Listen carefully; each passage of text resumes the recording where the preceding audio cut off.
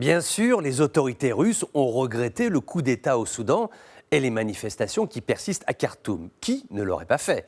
En pareilles circonstances, c'est un exercice obligé, s'offusquer, puis après les mois, vient le retour à la réelle politique, l'occasion de se demander mais finalement, est-ce que la situation ne conviendrait pas aux Russes? Souvenons-nous qu'un accord de coopération militaire a été signé en 2019 entre Moscou et Khartoum, juste après le renversement du président El-Béchir en avril de la même année, un accord sur la création d'une base militaire navale russe, accord confirmé par la suite. Mais quand il a fallu commencer les travaux de construction, là, bizarrement, tout a commencé à ralentir, à se gripper, à devenir très compliqué. Pourquoi? Officiellement, pas de raison. Officieusement, et là je crois que l'on peut croire les Russes, les Américains ont su jouer de la diplomatie des alcôves pour freiner ce projet, n'ayant aucune envie de voir une base militaire russe éclore sur la côte soudanaise. Parce que ça commencerait à faire beaucoup.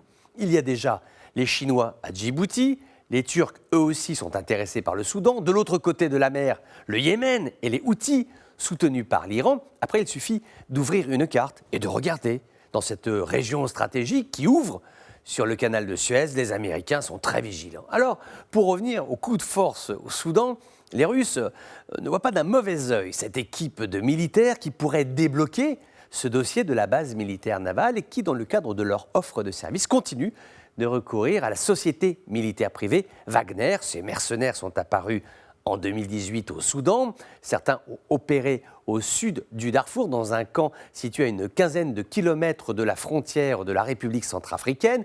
Wagner a obtenu des contrats de formation de l'armée soudanaise. Les intérêts russes ne se limitent pas là. La société Rosgeologia a signé en septembre de cette année un contrat de recherche sur des gisements d'or.